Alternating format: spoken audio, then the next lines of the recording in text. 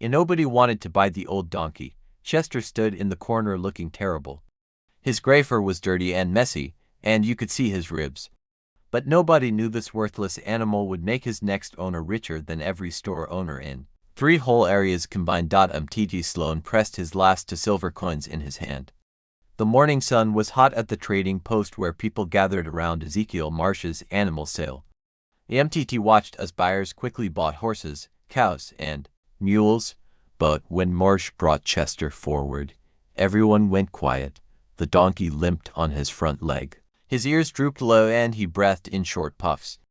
Mt. guessed Chester was about 15 years old, maybe more. The kind of animal that should have been retired long ago.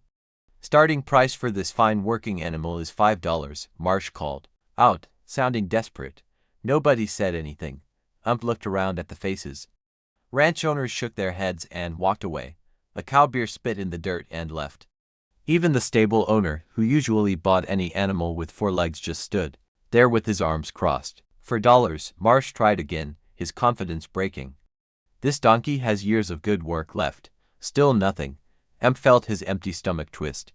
He came here hoping to buy a horse, something strong enough to pull his supply wagon to the mining camps up north, but horses cost at least $20, and he only had 2.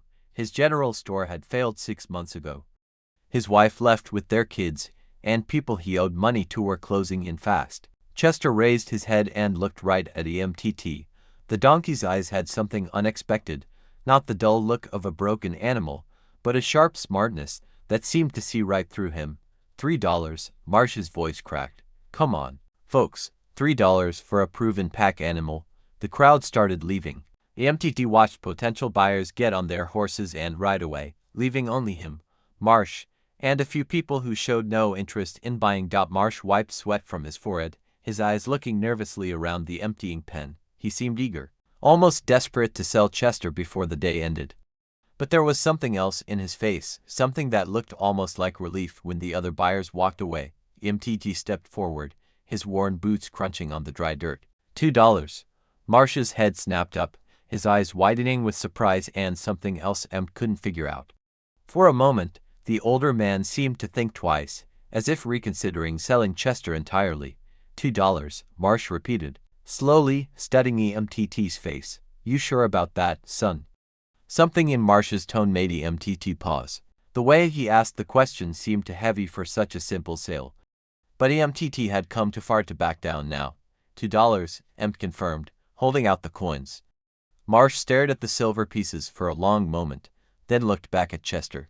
The donkey stood perfectly still, as if waiting for something, as if he understood exactly what was happening. What didn't know was that Ezekiel Marsh had been keeping a secret about Chester for over a year. A secret that would either make him the richest man in the territory or get him hunted down by every outlaw from here to the Mexican border. Marsh took the coins with shaking hands, his fingers trembling as he put them in his pocket quickly. The sale felt rushed, almost panicked, as if he couldn't get rid of Chester fast enough. You'll want to keep him away from crowds, Marsh said quietly, looking around to make sure no one else could hear. And don't let anyone look at him too closely. Chester has special needs. Mt frowned at the strange warning. What kind of needs? But Marsh was already walking away, moving faster than his age should have allowed. Just remember what I told you, he called back without turning around. Keep him quiet. Keep him hidden. Mt stood alone with Chester, more confused than before. He walked up to the donkey slowly, running his hand along the animal's neck. The fur felt rougher than expected, and underneath it, Chester's muscles seemed more solid than they looked. The donkey stood perfectly still, letting check him out, but his eyes stayed alert and watchful. As led Chester away from the trading post, he noticed something weird about the animal's walking. The limp that was so obvious during the sale seemed to get better with each step. By the time they reached the edge of town, Chester was walking normally, breathing steady and strong. Mt stopped and looked at his new purchase more carefully. In the direct sunlight, away from the shadows of the animal pen, Chester looked different. His coat, while still gray and patchy, had a shine underneath that suggested better health than Mt first saw. The ribs he thought he'd seen were less obvious now, hidden under muscle that seemed more developed than it should be for such an old animal. What's your story, old boy? EMTT muttered, scratching behind Chester's ears. The donkey turned his head and gave EMTT that same intelligent stare. There was something almost human in those dark eyes, a depth of understanding that made Empt uncomfortable.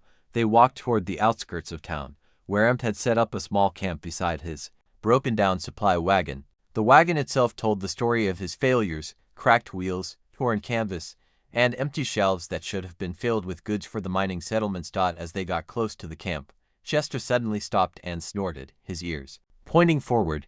EMTT followed the donkey's gaze and saw 3 men on horses watching them from a hill about a quarter-mile away. Even at that distance, something about how they sat suggested they weren't just casual watchers. "Are friends of yours?" EMTT asked Chester quietly. The donkey stamped his foot once, a movement that seemed purposeful rather than random. The riders stayed still for several minutes, then turned and rode away, disappearing behind the hill. But EMTT had the unsettling feeling they'd be back. That night, as EMTT sat by his small campfire, Chester stood guard at the edge of the light, his ears constantly moving, listening to sounds Empt couldn't hear. The donkey refused the grain EMTT offered, seeming more interested in watching the darkness beyond their camp. Around midnight, Empt was woken up by Chester's low, rumbling call. Not the typical bray of a donkey, but something deeper, more purposeful. It sounded almost like a signal. And from somewhere in the distance, another sound answered back. Empt sat up in his bedroll, every muscle tense. The answering call had come from the east, carried on the night wind like an echo of Chester's signal. But it wasn't another donkey making that sound. Chester stood perfectly still, his head raised toward the darkness. The intelligence in his posture was unmistakable now. This was no ordinary animal responding to random noises. He was talking to something or someone out there in the night. Empt grabbed his rifle and moved closer to Chester, keeping his voice to a whisper. "What's out there, boy?" The donkey turned his head and looked at Empt with what could only be described as calculation. Then, deliberately, Chester walked to the edge of camp and began pawing at the ground with his front hoof, not randomly, but in a specific pattern. 3 short scrapes, pause, 2 long ones, pause, 3 short again. EMTT's blood went cold. He'd seen that pattern before, carved into fence posts and canyon walls throughout the territory. It was a code used by treasure hunters, a signal that meant valuable cargo here. "What in blazes?" Empt started to say, but Chester cut him off with a sharp snort and a shake of his head. The donkey moved to a different spot and repeated the pattern, then looked back at EMTT expectantly. The message was clear. Chester wanted him to understand something, and it had to do with that code. EMTT studied the animal more carefully in the moonlight. The gray patches on Chester's coat weren't natural aging. They were deliberate camouflage, carefully applied to make him look old and worthless. Underneath, his true coat was a rich brown that gleamed with health and strength. "You're not just any donkey, are you?" EMTT whispered.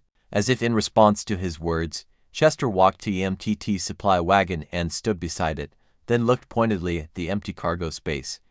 The meaning was obvious. He was a pack animal, but not for ordinary supplies. EMTT's mind raced as pieces began falling into place. Ezekiel Marsh's nervousness, his desperate need to sell Chester quickly, his warning to keep the donkey hidden. The 3 riders watching them from the ridge.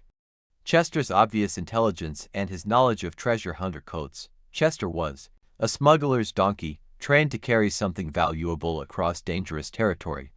And whatever he'd been carrying, someone else wanted it badly enough to follow them. EMTT knelt down and ran his hands along Chester's sides, feeling for anything unusual. His fingers found what they were looking for along the donkey's left side, a small, hard bump under the skin, like something had been surgically put there. Chester stood perfectly still during the examination, as if he'd been through this before. When EMTT's fingers found the right spot, the donkey nodded once, confirming his discovery. "They sewed something inside you," EMTT breathed. "Something worth enough to make Marsh run scared." A new sound broke the night silence. The distant clip-clop of horse hooves on rocky ground, coming from the same direction as the earlier signal. Multiple horses moving slowly and carefully, trying to stay quiet. Chester immediately moved between EMTT and the approaching sounds, his body tense and ready. But he wasn't preparing to run. He was preparing to fight. Empt counted at least 4 sets of hooves, maybe 5, too many for him to handle alone, even with Chester's help. But as he considered their options, he realized something that changed everything.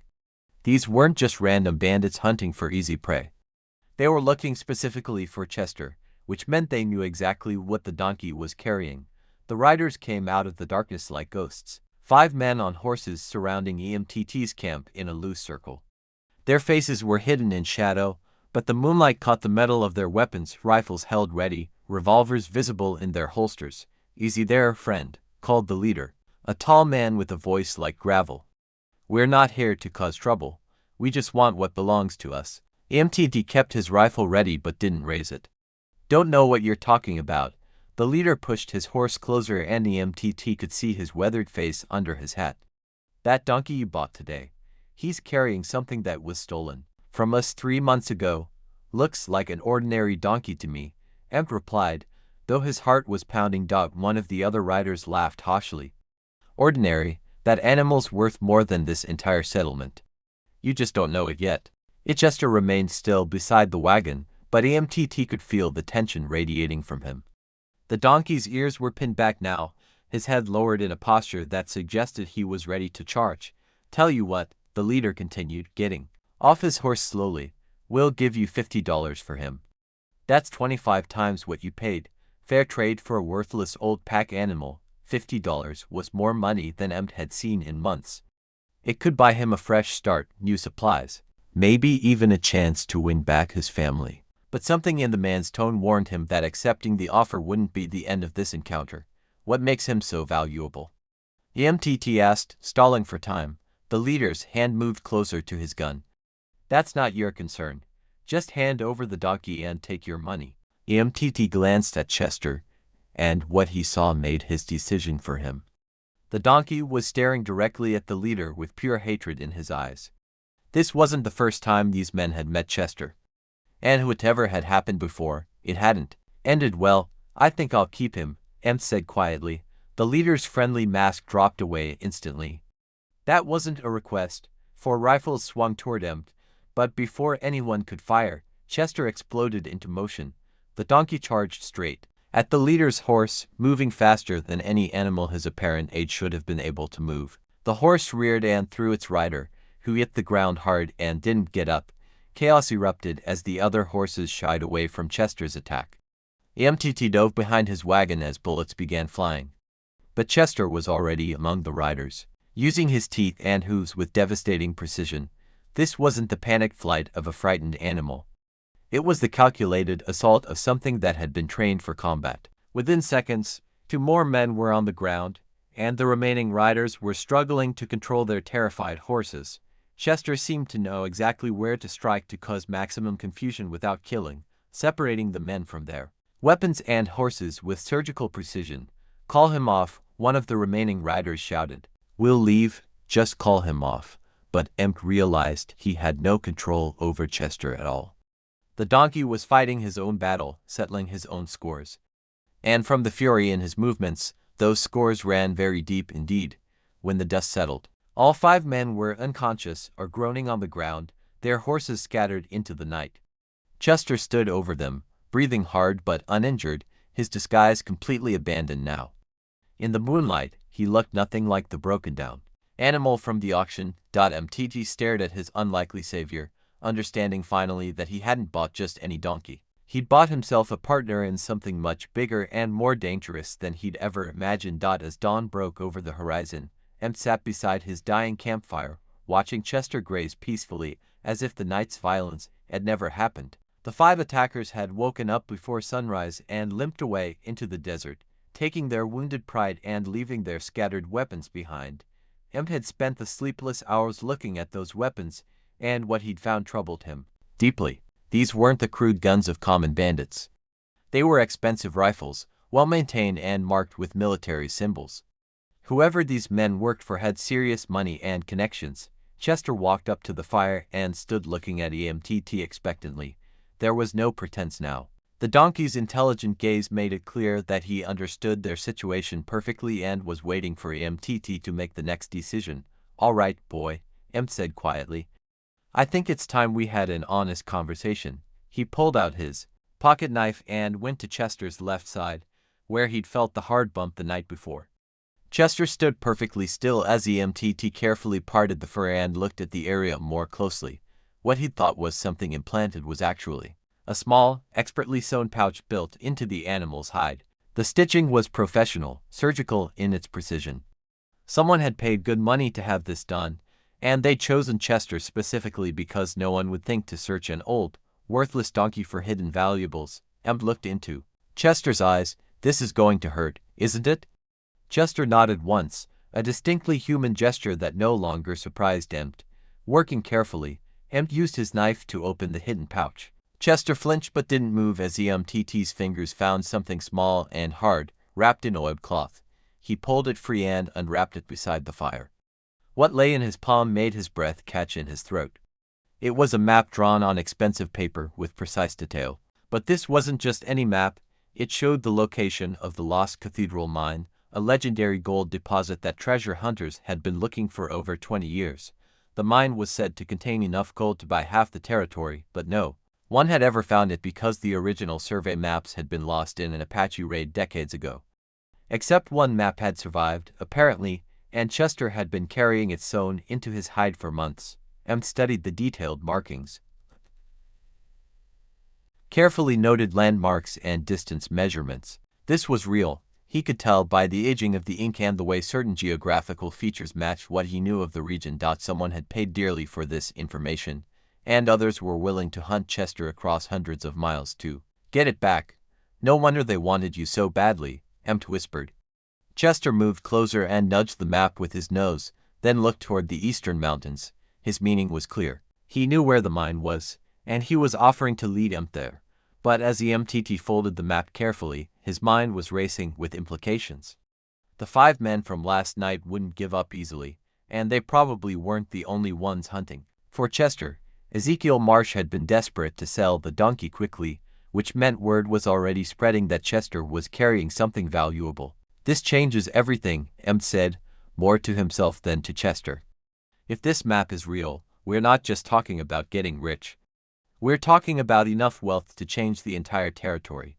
Chester stamped his foot once in agreement, then walked to the wagon and looked back at EMTT expectantly. The choice was simple in theory. They could head east toward the mountains and try to find the Lost Cathedral Mine, or they could stay here and wait for more armed men to show up looking for Chester. But Emp knew it wasn't really a choice at all. As he hitched Chester to his supply wagon, EMTT realized his life had just taken a turn toward either incredible fortune or certain death. And the strangest part was that his fate now rested entirely in the hooves of a donkey who was far more than he appeared to be. But as they prepared to leave camp, EMTT spotted dust clouds on the horizon. More riders approaching fast. Chester's enemies weren't willing to wait for another night attack. The dust clouds were growing larger, and Emp could count at least 8 riders this time. These weren't the same men from last night. This was a larger, more organized group, and they were closing the distance fast. Chester immediately broke into a trot, pulling the wagon with surprising strength and speed. His disguise was completely abandoned now. Every movement showed the power and endurance of an animal in his prime. The broken-down donkey from the auction had been an elaborate act, and Chester was done pretending.